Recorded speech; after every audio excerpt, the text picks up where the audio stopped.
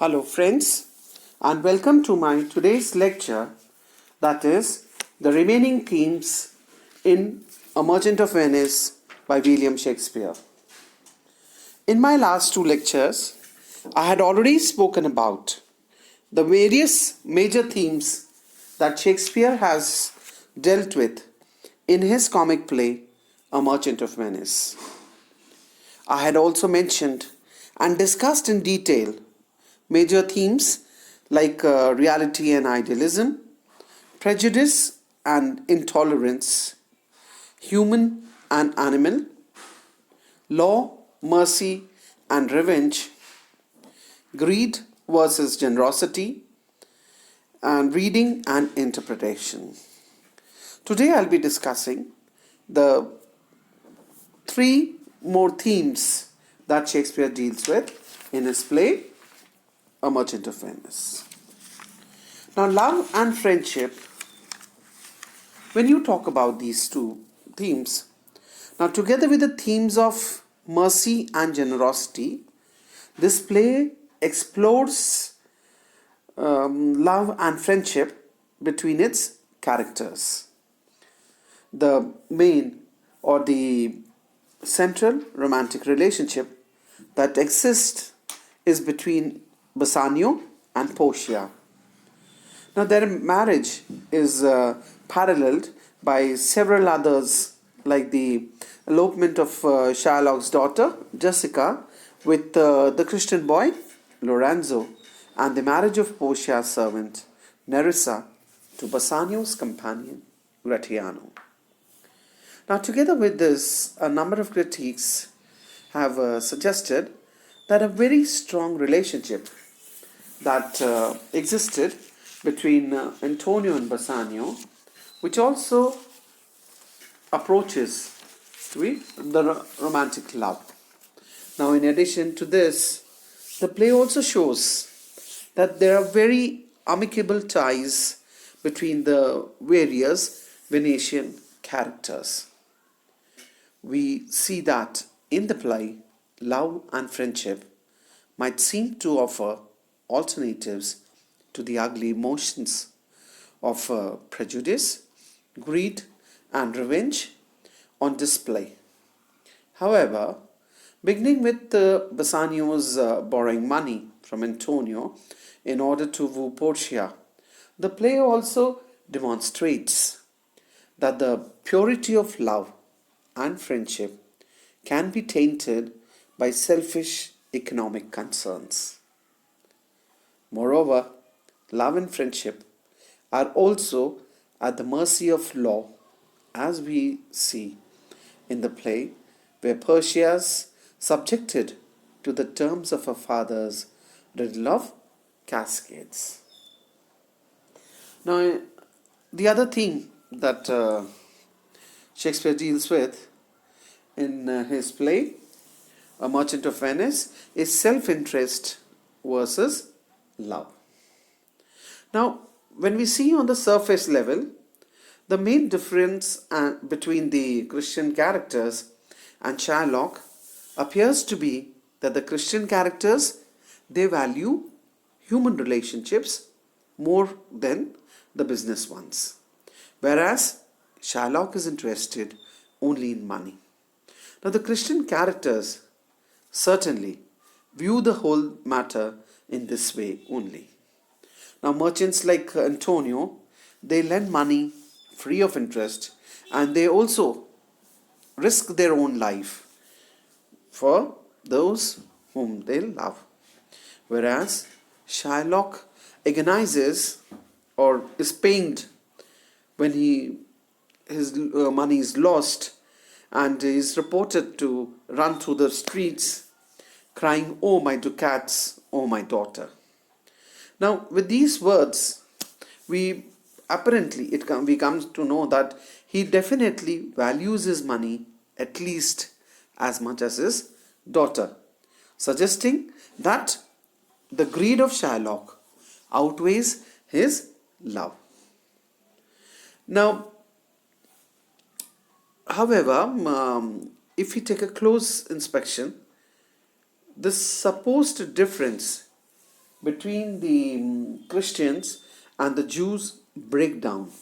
Because when we see Shylock in Act 3, Scene 1, he seems more hurt by the fact that his daughter sold a ring that was given to him by his dead wife before they were married, and then than he is by the loss of the ring's monetary value.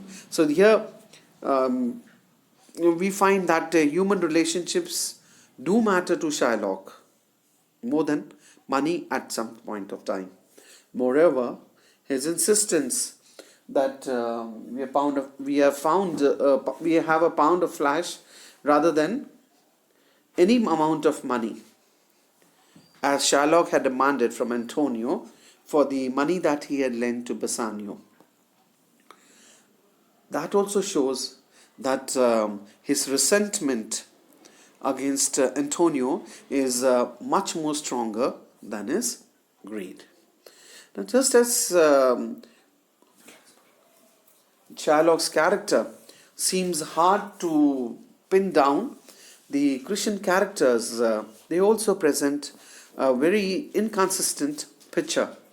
Though Portia and Bassanio, they come to love one another, Bassanio seeks her hand in the first place, as we have seen, because he is monstrously in debt and needs her money badly.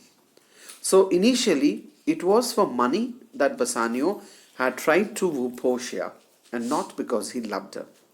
Bassanio even asks Antonio to look at the money he lends Bassanio as an investment, though Antonio insists that he lends him the money solely out of love. In other words, we see that Bassanio is anxious to view his relationship with Antonio as a matter of business rather than of love. Finally, Shylock elegantly argues that Jews are human beings just as Christians are, but the Christians, such as Antonio, they hate Jews simply because they are Jews. Thus, while the Christian characters may talk more about mercy, love, and charity, they are not always consistent in how they display these characteristics.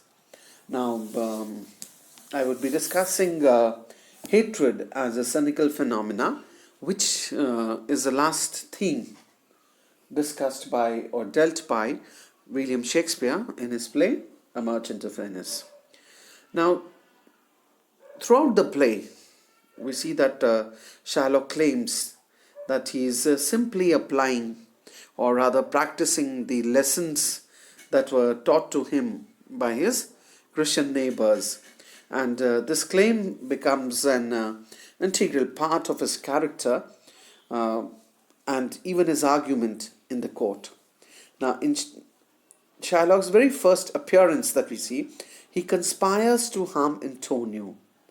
His entire plan seems to be born out of the insults and injuries Antonio has inflicted upon him somewhere in the past. Now, as the play continues and Shylock unveils or reveals more of his reasoning, the same idea rears his head over and over. He's simply applying what years of abuse have taught him. Responding to Salarino's query of what good the pound of flesh will do to him, Shylock responds that the villainy you teach me, I will execute, and it shall go hard, but I will better the instruction. Not all of Shylock's actions can basically be blamed on the poor teachings, and one could argue that Antonio understands his own culpability in his near execution. With the trial's conclusion, Antonio's demands that Shylock should convert to Christianity, but inflicts no other punishment, despite the threats of the fellow Christians like Gratiano. Now, Antonio does not, as he has done in the past, kick or spit on Shylock. Antonio, as well as the Duke, they end the conflict by starring it of the injustices it needs to continue. Now, that's all for the themes discussed by Shakespeare in his play A Merchant of Venice. I'll be coming up with more lectures of mine. Till then, goodbye and thank you, friends.